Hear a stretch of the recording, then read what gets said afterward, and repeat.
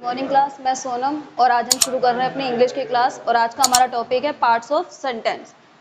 सबसे पहले parts of sentence starting करने से पहले हम जानते हैं कि लेटर्स क्या होते हैं और लेटर्स हमारे कितने पार्ट्स में डिवाइड होते हैं। लेटर्स की बात करें, हम सबको पता है इंग्लिश में हमारे कितने लेटर्स हैं। अल्फाबेट्स की जो बात करें कितने हैं, 26, जो कि कैसे डिवाइडेड है हमारे, वोवेल्स एंड कॉन्सोनेंट। अब बात करें हमारे वोवेल्स कितने होते हैं, 5। कौन कौन से, ए, ई, आई, ओ, यू। और इनके अलावा जितने हमारे लेटर्स हैं ABCD के, वो सभी क्या आते हैं हमारे कॉन्सोनेंट। इनके अलावा अगर एक बात करें, हमारे होते हैं सेमी वोवेल्स। क्या होते हैं, सेमी वोवेल्स। अब सेमी वोवेल्स क्या होता है, हमने वोवेल्स पढ़े, कॉन्सोनेंट पढ़े, लेकिन ये सेमी वोवेल्स क्या होते हैं। इंग्लिश लेटर्स में हमारे पास 2 सेमी वोवेल्स हैं, जिनकी बात करें हम W एंड Y। अब W और Y को सेमी वोवेल्स क्यों बोलते हैं, अगर किसी वर्ड में W और Y अगर हमारा स्टार्टिंग में, अगर WY हमारा स्टार्टिंग में है, तब हम इसे कैसे ट्रीट करेंगे, कॉन्सोनेंट की तरह। कैसे ट्रीट करेंगे, कॉन्सोनेंट की तरह। और अगर WY किसी वर्ड में लास्ट में है या मिड में है, तो वो सेंटेंस में किस तरह बिहेव करेगा, हमारा सेमी वोवेल्स की तरह वर्क करेगा। जैसे बात करें वैक्स, इस वर्ड में हमारा W कहाँ है, स्टार्टिंग में। अगर WY स्टार्टिंग में है तो ये कैसे वर्क करेगा, हमारा कॉन्सोनेंट की तरह। इसे हम क्या बोलेंगे, वैक्स। और अगर यही बात करें काव, यहाँ पे W हमारा कहाँ है, लास्ट में है। अगर WY हमारा लास्ट में है या किसी लेटर में, किसी वर्ड में हमारे मिड में है, तो वो कैसे वर्क करेगा, वोवेल की तरह। तो ये यहाँ पर क्या वर्क कर रहा है, हमारा वोवेल्स की तरह। इसलिए हम WY को क्या बोलते हैं, सेमी वोवेल्स। और अगर साउंड की बात करें, वोवेल और कॉन्सोनेंट साउंड कितने होते हैं,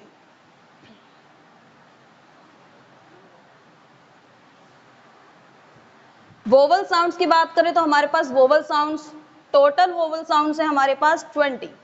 अब ये कैसे साउंड बनते हैं ये हम पढ़ेंगे नेक्स्ट क्लास में। टोटल वोवेल साउंड कितने हमारे 20। और कॉन्सोनेंट साउंड की बात करें तो कॉन्सोनेंट साउंड कितने हैं हमारे 24। और टोटल मिला के कितने साउंड बनते हैं हमारे 44। एग्जाम में क्वेश्चन आता है कि टोटल वोवेल साउंड कितने हैं, तो आंसर क्या होगा हमारा 20। और अगर क्वेश्चन आता है कि कॉन्सोनेंट साउंड कितना है, तो 24। और टोटल साउंड्स कितने हैं 44। इसके अलावा वोवेल्स को भी हम 2 पार्ट्स में डिवाइड करते हैं वोवेल साउंड को, एक सिंपल वोवेल साउंड और एक डिप्थोंग। अब जो डिप्थोंग होते हैं वो होते हैं हमारे डबल वोवेल साउंड, जिसमें वोवेल्स का डबल साउंड आता है और सिंपल वोवेल्स में सिंगल साउंड आता है।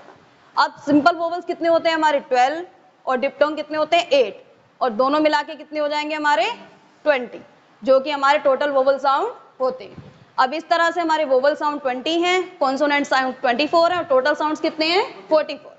अब इन्हीं लेटर्स को जोड़ के मीन्स जब हम इसका ग्रुप बना देते हैं तो हमारे क्या बन जाता है, वर्ड्स। वर्ड्स कैसे बनता है, लेटर्स को जोड़ के। जैसे COW, जब ये सेपरेट लिखे हैं तो ये क्या है हमारे लेटर्स COW, और जब हम इसको जोड़ के लिख देंगे, इसका ग्रुप बना देंगे, तो क्या बन जाएगा हमारा वर्ड। इसी के साथ अगर हम वर्ड्स को जोड़ देंगे तो हमारा क्या बन जाएगा, सेंटेंस। जैसे cow is a useful animal. अब इसमें हमने क्या किया, ये सारे अलग अलग वर्ड्स थे और इसको हमने क्या कर दिया, जोड़ दिया, जिससे क्या बन गया हमारा सेंटेंस। इस तरह से लेटर्स के फॉर्मेशन से बनता है हमारा वर्ड और वर्ड्स के फॉर्मेशन से क्या बनता है हमारा सेंटेंस। अब हम बढ़ते हैं अपने आज के टॉपिक की तरफ, जो कि क्या है, पार्ट्स ऑफ सेंटेंस।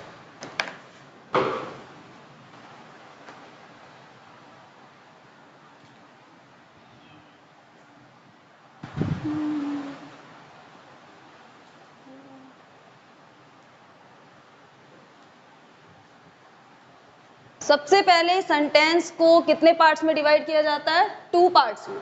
कितने पार्ट्स में, 2, जो कि मोस्टली सभी लोग जानते होंगे।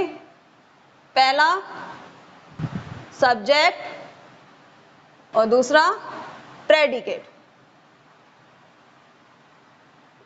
सब्जेक्ट क्या होता है हमारा, कर्ता, किसी वाक्य में जो काम जिसके द्वारा किया जा रहा है वो हमारा क्या है, कर्ता, जिसे हम क्या बोलते हैं, सब्जेक्ट। प्रेडिकेट की बात करें तो प्रेडिकेट का हमारा विधेय, कर्ता के द्वारा क्या काम किया जा रहा है, कर्ता के द्वारा जो भी काम किया जा रहा है सेंटेंस में सब्जेक्ट के अलावा जितना रिमेनिंग पार्ट होता है वो हमारा क्या कहलाएगा, प्रेडिकेट। जैसे एग्जांपल लें, Ram is going to market.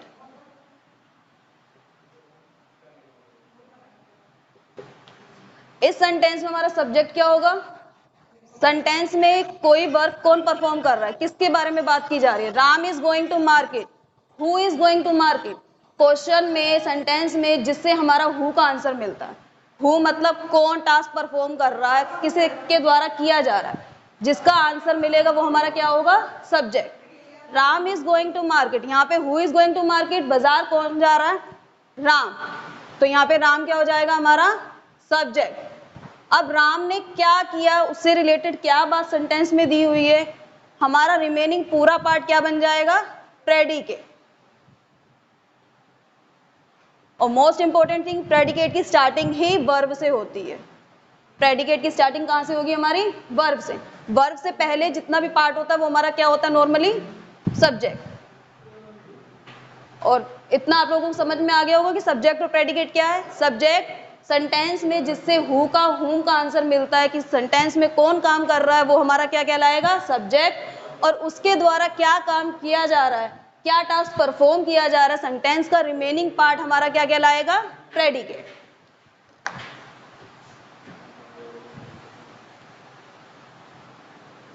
अब ये तो हमने बात की सब्जेक्ट और प्रेडिकेट की। अब इनके भी टाइप्स होते हैं। अब हम बढ़ते हैं सब्जेक्ट के टाइप्स की तरफ। सब्जेक्ट कितने पार्ट्स में डिवाइड होता है हमारा, सब्जेक्ट हमारा मोस्टली 2 पार्ट्स में डिवाइड होता है। जिसे पहला हमारा क्वालिफायर और दूसरा हमारा मेन वर्ड या फिर हेड वर्ड। अब सब्जेक्ट तो हमने पढ़ा सब्जेक्ट क्या होता है, लेकिन ये क्वालिफायर और मेन वर्ड्स क्या होते हैं।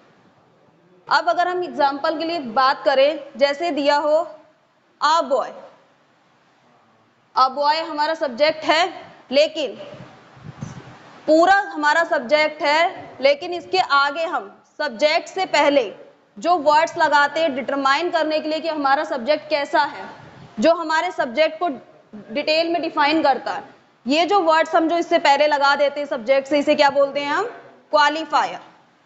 जो हमारे सब्जेक्ट को क्वालिफाई करता है, मीन्स हमारे सब्जेक्ट के बारे में डिटेल में इंफॉर्मेशन देता है कि हमारा सब्जेक्ट कैसा है। यहाँ पर हमें पता चला बॉय कैसे है, अ बॉय एक लड़का। अगर मैं इसी की जगह लिख दूं मैनी बॉयज, अब यहाँ पे हमारा सब्जेक्ट कैसा बन गया, मैनी, मतलब बहुत सारे लड़के हैं। तो हमारे सब्जेक्ट को किसने डिफाइन किया, मैनी ने, तो मैनी क्या हो जाएगा हमारा क्वालिफायर। इसी तरह से अगर बात करें द बॉय, यहां भी बॉय से पहले क्या आ गया, द, ये भी हमारा क्या है, क्वालिफायर। और ये क्या बता रहा है, ये बता रहा है कि जो बॉय है वो क्या है, डेफिनेट है, इसी लड़के की बात हो रही है, इसके अलावा किसी और लड़के की बात नहीं हो रही। तो इस तरह से जो वर्ड्स हमारे सब्जेक्ट से पहले आते हैं और हमारे सब्जेक्ट को डिटेल में डिफाइन करते, बताते हैं हमारा सब्जेक्ट कैसा है, एक है या फिर वो कोई स्पेशल है या फिर बहुत से हैं, ये सारे वर्ड्स हमारे क्या होते हैं, क्वालिफायर। अब क्वालिफायर के बाद ये जो सब्जेक्ट गिवन है ये हमारा क्या बन जाएगा, हेड वर्ड, जो हमारा मेन वर्ड है सब्जेक्ट का। इस वाले सेंटेंस में हमारा मेन वर्ड क्या है, हेड वर्ड बॉय, और इधर भी हेड वर्ड क्या है हमारा, बॉय। अब क्वालिफायर्स के भी अलग अलग टाइप्स होते हैं। अब मेन जो क्वालिफायर्स के टाइप है वो हमारे 3 हैं।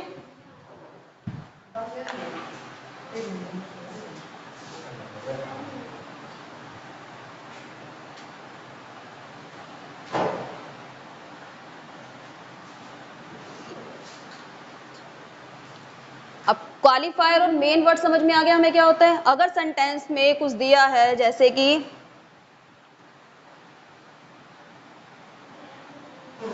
Many boys are playing in the ground,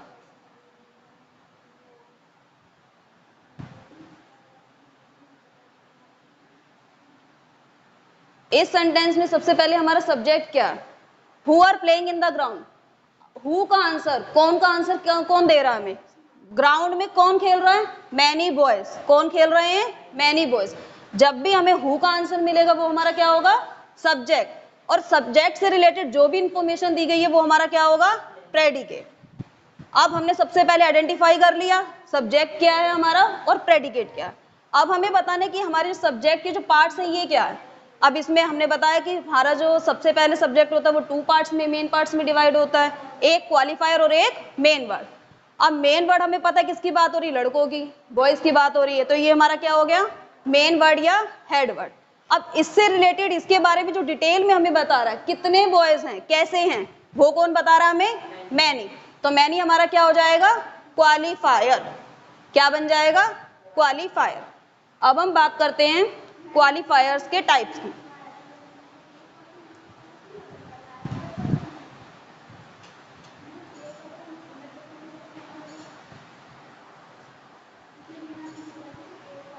क्वालिफायर्स भी हमारे 3 तरह के होते हैं। कितने टाइप्स हैं इसके भी, 3 types. First is determiner, second adjective, third adjective और एडवर्बियल फ्रेज। हमारे क्वालिफायर्स कितने टाइप्स के हैं, first determiner, second adjective, third adjective और एडवर्बियल फ्रेज। सबसे पहले बात करते हैं डिटरमाइनर क्या होते हैं। डिटरमाइनर जैसे आपको वर्ड से पता चल रहा हो, डिटरमाइन मीन्स पहले से पता लगा लेना, मीन्स जो हमारे सब्जेक्ट के बारे में पता लगा ले वो कैसा सब्जेक्ट है उसके बारे में डिफाइन कर दे, वो हमारे क्या है, डिटरमाइन। अब जो मेन डिटरमाइनर होते हैं वो कौन कौन से होते हैं हमारे, ए, एन, द, फ्यू, मैनी, सम, ये सब किस में कवर हो जाएंगे, हमारे डिटरमाइनर में। और हम कभी कभार इसे क्या बोलते हैं, विशेषण भी बोलते हैं। डिटरमाइनर को हम एडजेक्टिव भी बोल देते हैं। एडजेक्टिव आप सभी को ही पता है, ऐसे वर्ड जो क्या करेंगे, सब्जेक्ट की क्वालिटी को शो करेंगे, उसकी विशेषता बताएंगे, वो क्या हो जाएंगे हमारे एडजेक्टिव। अब इधर बात करते हैं एडजेक्टिव और एडवर्बियल फ्रेज क्या होते हैं। सबसे पहले फ्रेज होता क्या है, फ्रेज होते क्या है, फ्रेज क्या होते हैं, फ्रेज को अगर हिंदी में कहें तो क्या बोलेंगे, वाक्यांश, मतलब वाक्य का अंश। अब जब अंश है तो मतलब पूरा कंप्लीट वाक्य तो नहीं है, इसका मतलब ऐसे वाक्यांश जो खुद में अपना मतलब नहीं रखते, उनका खुद का कोई मीनिंग नहीं होता, लेकिन सेंटेंस में यूज करने के बाद वो सेंटेंस का मीनिंग क्लियर करते हैं, उसका पूरा मीनिंग कंप्लीट करते हैं, उसे क्या बोलते हैं हम, फ्रेज। और सबसे मोस्ट इंपॉर्टेंट बात, फ्रेज में ना तो सब्जेक्ट गिवन होता है और ना ही वर्ब दी होती है, कुछ ग्रुप ऑफ वर्ड्स होते हैं जो मिलके सेंटेंस की मीनिंग का कंप्लीट करते हैं, उसे हम क्या बोलते हैं, फ्रेज। हिंदी में क्या बोलते हैं, वाक्यांश, मतलब वाक्यों का अंश। अब सबसे पहले डिटरमाइनर का अगर एग्जांपल लें, the girl is walking on the road.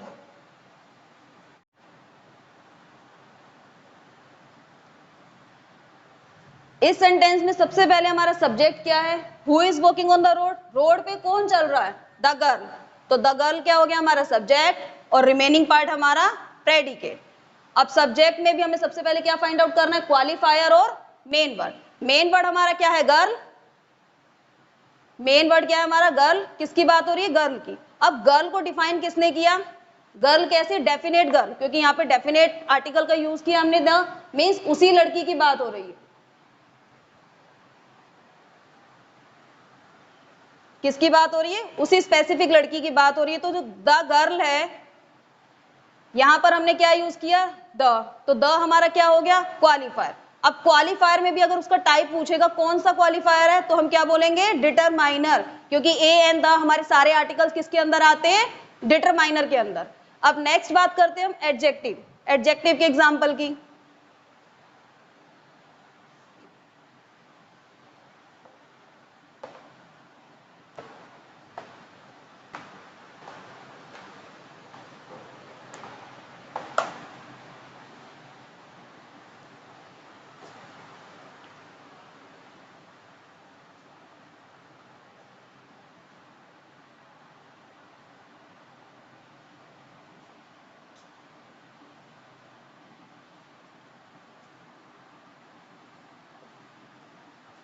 The old lady is walking slowly on the road. अब इस सेंटेंस में एक बूढ़ी लेडी है जो रोड पे आराम आराम से धीरे धीरे चल रही है। सबसे पहले हम क्या फाइंड आउट करेंगे? सब्जेक्ट। रोड पे कौन चल रहा है? The old lady. और अभी मैंने आपको बताया कि वर्ब से हमारा क्या स्टार्ट हो जाता है? Remaining part predicate. तो ये हमारा क्या बन गया? प्रेडिकेट। और ये पार्ट सब्जेक्ट। अब सब्जेक्ट में बात करें, अभी हमने पढ़ा कि एक मेन वर्ड होता है हमारा। यहाँ पे मेन किसकी बात हो रही है? लेडी की। तो लेडी क्या हो गया हमारा? हेड वर्ड या मेन वर्ड। अभी हमने द पढ़ा इससे पहले वाले एग्जाम्पल में। द हमारा क्या था? डिटरमाइनर। अब बात करते हैं ओल्ड। अब लेडी कैसी है? ओल्ड है। अब ये जो ओल्ड वर्ड है वो क्या बता रहा है? लेडी की क्वालिटी को। किसे शो कर रहा है? लेडी की क्वालिटी को। अब यहां पर ओल्ड क्या है? एडजेक्टिव, क्योंकि ये क्या बता रहा है? लेडी की विशेषता बता रहा है। लेडी कैसी है? बूढ़ी है। लेडी कैसी है? बूढ़ी है। और यहां से आपको समझ में आ गया होगा कि सब्जेक्ट को हमने किस तरह से डिफाइन किया, क्वालिफायर को, डिटरमाइनर क्या होते हैं हमारे, और एडजेक्टिव किस तरह से सब्जेक्ट में यूज होते हैं। अब हमारा इसमें थर्ड टाइप था एडजेक्टिव फ्रेज।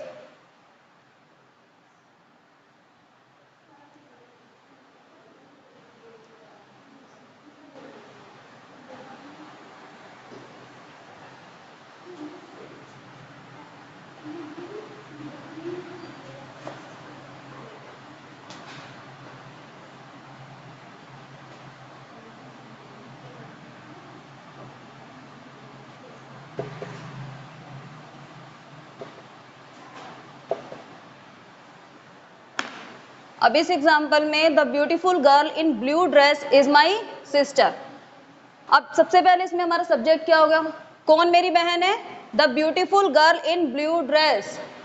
इसमें सब्जेक्ट क्या होगा? सबसे पहले हमने बताया था कि जहां से वर्ब दिख जाए हमें, वर्ब से आगे वाला पार्ट क्या बन जाता है हमारा? प्रेडिकेट। अब वर्ब हमारी यहाँ, इसका मतलब हमारा सब्जेक्ट क्या है? The beautiful girl in blue dress. Complete क्या है हमारा? सब्जेक्ट। और रिमेनिंग पार्ट हमारा प्रेडिकेट। अब सब्जेक्ट की बात करते हैं। सबसे पहले हमारा मेन वर्ड क्या है? इसमें किसकी बात हो रही है? गर्ल की बात हो रही है। किसकी बात हो रही है? गर्ल की। तो ये हमारा क्या हो गया? Head word. Head word. और सब्जेक्ट हमारा क्या है? कंप्लीट। ये कंप्लीट पार्ट क्या बन गया हमारा? सब्जेक्ट। अब इस सब्जेक्ट में हमने पढ़े थे कि 3 तरह के टाइप्स होते हैं, 3 टाइप्स होते हैं। 3 टाइप्स को डिफाइन करेंगे। सबसे पहले हमारा हेड वर्ड। अब द क्या था हमारा? द क्या था? डिटरमाइनर, जो डिफाइन करता है हमारा सब्जेक्ट कैसा है। द क्या है? डिटरमाइनर। और ब्यूटीफुल क्वालिटी बता रहा है, लड़की कैसी है? सुंदर है। और जब क्वालिटी बता रहा है तो ये क्या हो गया हमारा? एडजेक्टिव। अब उसने इस सेंटेंस को कंप्लीट करने के लिए कि जो ब्यूटीफुल गर्ल जो कि किसमें है? ब्लू ड्रेस में। अब यहाँ पे कुछ वर्ड्स का ग्रुप यूज किया हमने इस सेंटेंस के मीनिंग को क्लियर करने के लिए। तो ये जो ग्रुप ऑफ वर्ड्स है यही हमारा क्या है? फ्रेज। और यहां पर क्या बता रहा है? उसकी क्वालिटी बता रहा है। तो ये क्या हो जाएगा हमारा? Adjective phrase. उसकी ड्रेस कैसी है? ब्लू है। ये क्वालिटी बता रहा है इसकी, ये एडजेक्टिव एज एडजेक्टिव यूज हुआ है। तो ये हमारा क्या बन जाएगा? Adjective phrase. क्या बन जाएगा? Adjective phrase. अब इस एग्जांपल से आपको सारे टाइप्स क्लियर हो गए होंगे कि किस तरह से डिटरमाइनर वर्क करता है, कैसे एडजेक्टिव वर्क करता है और कैसे एडजेक्टिव फ्रेज। एक ही सेंटेंस में हमारे तीनों एग्जांपल क्लियर हो गए। The beautiful girl in blue dress is my sister. सबसे पहले सब्जेक्ट क्या था? किसकी बात हो रही थी? वो लड़की, सुंदर लड़की जो ब्लू ड्रेस में है, वो मेरी बहन है। तो सब्जेक्ट हमारा क्या बन गया? The beautiful girl in blue dress. और रिमेनिंग पार्ट हमारा क्या बन गया? प्रेडिकेट। अब इसमें हमें क्या सिलेक्ट करने थे कि सब्जेक्ट में क्वालिफायर कौन कौन से यूज हुए। पहला क्वालिफायर हमारा क्या था? द, क्योंकि ए एंड द ये सारे हमारे किस में क्लियर होते हैं? डिटरमाइनर में। अब यहाँ पे ब्यूटीफुल, ब्यूटीफुल क्या कर रहा है? गर्ल की क्वालिटी बता रहा है, लड़की कैसी है? सुंदर है। तो ये हमारा क्या हो गया? एडजेक्टिव। अब गर्ल हमें पता है हमारा मेन वर्ड है, हेड वर्ड है, जो कि हमारे सब्जेक्ट का पार्ट है। और जो रिमेनिंग पार्ट्स है जिसमें हमें वर्ड्स ऑफ ग्रुप तो दिया लेकिन इसका ना तो सब्जेक्ट है ना ही वर्ब है, ये सिर्फ हमने किस लिए यूज किया है? सेंटेंस के मीनिंग को क्लियर करने के लिए। यही हमारे क्या है? फ्रेज। अब फ्रेज में जब एडजेक्टिव यूज होगा तो एडजेक्टिव फ्रेज, और फ्रेज में अगर एडवर्ब यूज होगा तो क्या बन जाएगा हमारा एडवर्बियल फ्रेज।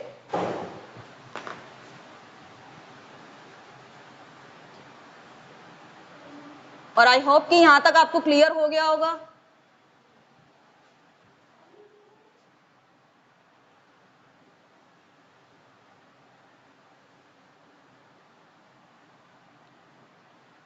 नेक्स्ट बात करते हैं प्रेडिकेट। प्रेडिकेट अभी हमने पढ़ा क्या होता है, विधेय। सब्जेक्ट से रिलेटेड जो भी बात की गई है सेंटेंस में वो हमारा क्या होगा, प्रेडिकेट। प्रेडिकेट को भी कुछ पार्ट्स में डिवाइड किया गया है। सबसे पहले प्रेडिकेट हमने अभी बताया कि प्रेडिकेट हमारा कहां से स्टार्ट होता है, वर्ब से। तो इसका पहला पार्ट क्या होगा, वर्ब। सेकंड बात करें, वर्ब के बाद हमारा क्या आएगा, ऑब्जेक्ट, और फिर कॉम्प्लीमेंट।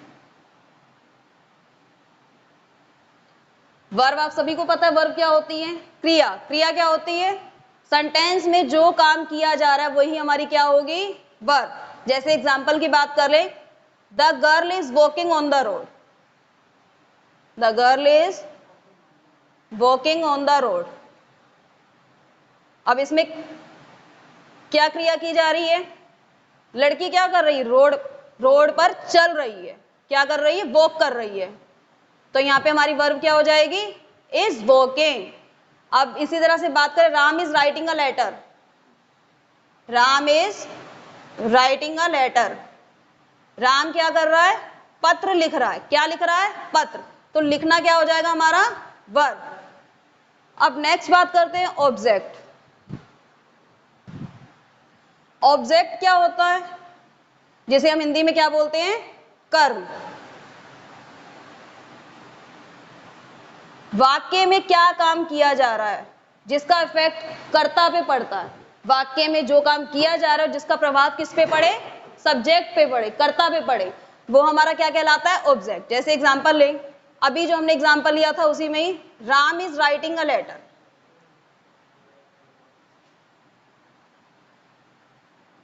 इस सेंटेंस में, अब सेंटेंस में हु का जो आंसर मिलता है, राम क्या कर रहा है, सॉरी लेटर कौन लिख रहा है, who is writing a letter, Ram. तो राम हमारा क्या हो जाएगा, सब्जेक्ट, जिससे हमें क्या मिलता है, आंसर ऑफ हु।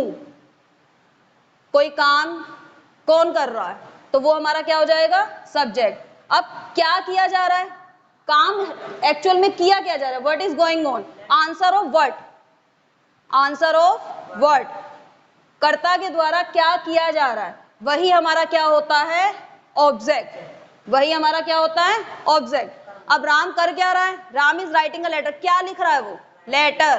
क्या लिख रहा है, लेटर। क्या का जवाब जिससे हमें मिल जाए वो हमारा क्या बन जाएगा, कर्म।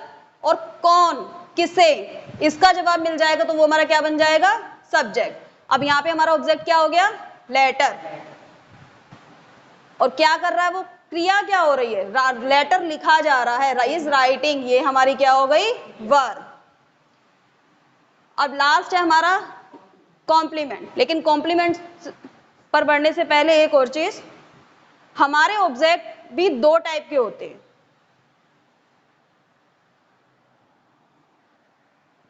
हमारे ऑब्जेक्ट के भी कितने टाइप होते हैं, दो। अब ये कौन कौन से दो टाइप होते हैं, अगर ऑब्जेक्ट के टाइप की बात करें तो पहला हमारा ऑब्जेक्ट है डायरेक्ट ऑब्जेक्ट और दूसरा इनडायरेक्ट ऑब्जेक्ट। जैसे अगर एग्जांपल लें,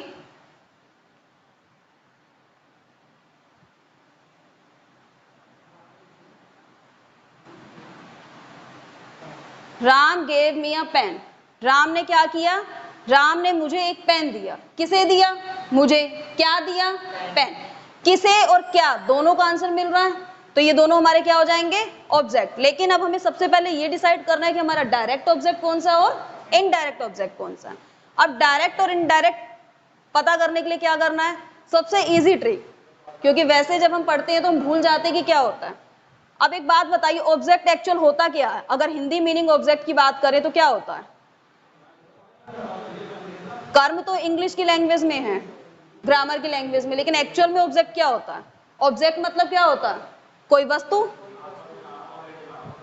ऑब्जेक्ट मतलब कोई वस्तु होती है, और हम सभी को पता है वस्तु कैसी होती है, निर्जीव होती हैं, नॉन लिविंग होती हैं। और जब नॉन लिविंग वस्तु जब नॉन लिविंग होती है और कोई नॉन लिविंग दिया होगा तो वो हमारा क्या बन जाएगा?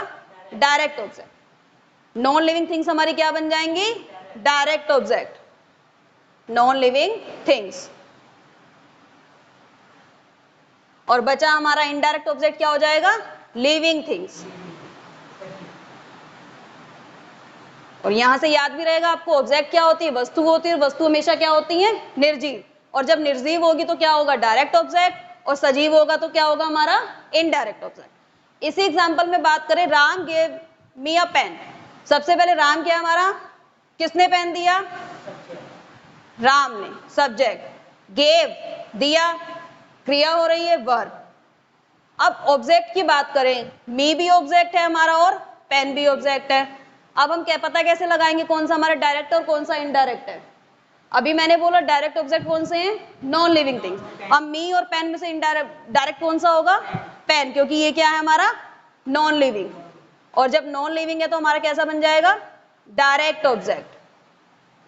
और दूसरा जो बचा वो क्या बन जाएगा हमारा?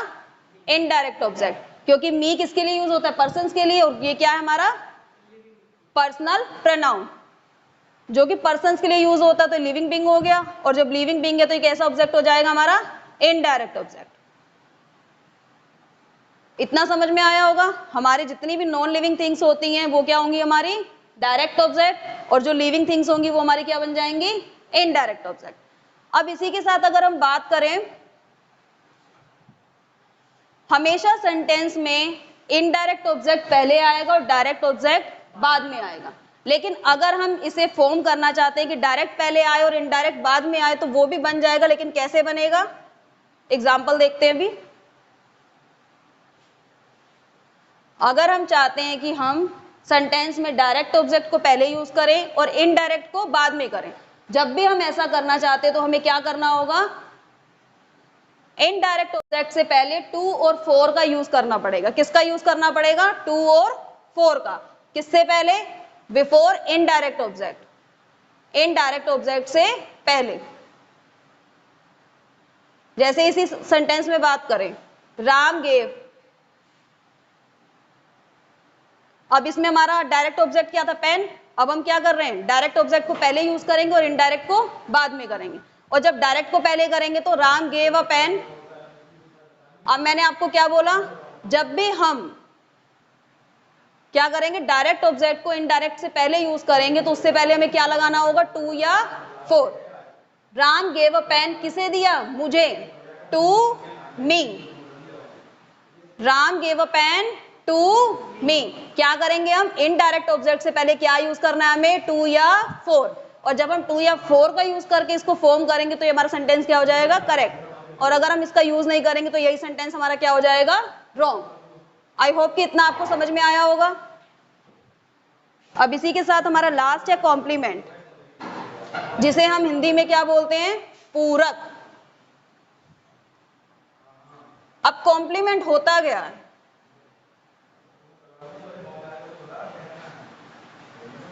कॉम्प्लीमेंट जिसे हम हिंदी में क्या बोलते हैं? पूरक। पूरक क्या होते हैं? जिसका यूज करके सेंटेंस में मीनिंग क्लियर होता है वो क्या होते हैं? हमारे कॉम्प्लीमेंट। जैसे अगर हम बात करें, he is a teacher, my father is a doctor.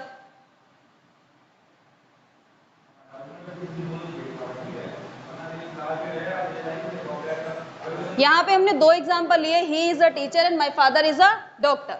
सबसे पहले सेंटेंस का फॉर्मेशन क्या होता है? Subject, verb, object. और ऑब्जेक्ट क्या होता है? जिसका प्रभाव, जिसका इफेक्ट किस पे पड़ता है? सब्जेक्ट पे। अब इधर हमारा ही क्या है? सब्जेक्ट। इज हो गया हमारा वर्ब। क्या ये हमारा ऑब्जेक्ट है? यहाँ पर क्या इसका कोई प्रभाव हमारा सब्जेक्ट पे पड़ रहा है? यहाँ सिर्फ सेंटेंस के मीनिंग को क्लियर करने के लिए बोला है कि ही इज अ टीचर। वो कौन है? टीचर है। अब ये जो वर्ड यूज किया वो हमने सेंटेंस को कंप्लीट करने के लिए यूज किया, इसलिए हमारा क्या बन जाएगा? कॉम्प्लीमेंट। कि वो है क्या, उसे कॉम्प्लीमेंट दिया तो ये क्या है हमारा? कॉम्प्लीमेंट। और इसी तरह से नीचे वाला word, my father is a doctor. अब यहां पर भी उसके पिताजी कौन है? डॉक्टर हैं। ये भी इसके लिए क्या है? कॉम्प्लीमेंट।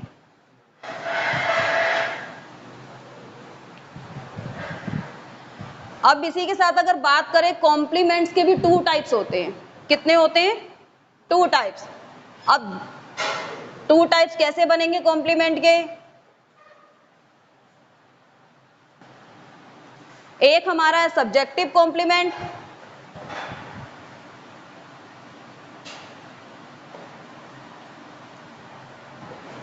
और दूसरा हमारा ऑब्जेक्टिव कॉम्प्लीमेंट। अगर हम कॉम्प्लीमेंट का यूज सब्जेक्ट के लिए कर रहे हैं तो वो हमारा क्या बन जाएगा? Subjective complement. और अगर कॉम्प्लीमेंट का यूज हम ऑब्जेक्ट के लिए कर रहे हैं एज अ ऑब्जेक्ट तो वो हमारा क्या बन जाएगा? Objective complement. जैसे एग्जांपल देखें, जैसे अभी हमने एग्जांपल देखा था, ही इज अ टीचर।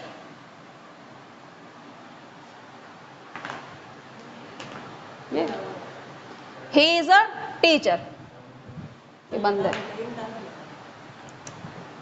अब यहां पर टीचर कौन है? He is a teacher. Teacher कौन है? ही। अब ये जो टीचर वर्ड यूज है वो किसके लिए हुआ है? सब्जेक्ट के लिए। और जब हमारा कॉम्प्लीमेंट एज अ सब्जेक्ट के लिए यूज होता है तो उसे हम क्या बोलते हैं? Subjective complement. क्या बोलेंगे?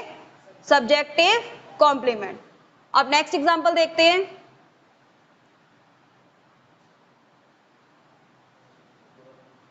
The teacher appointed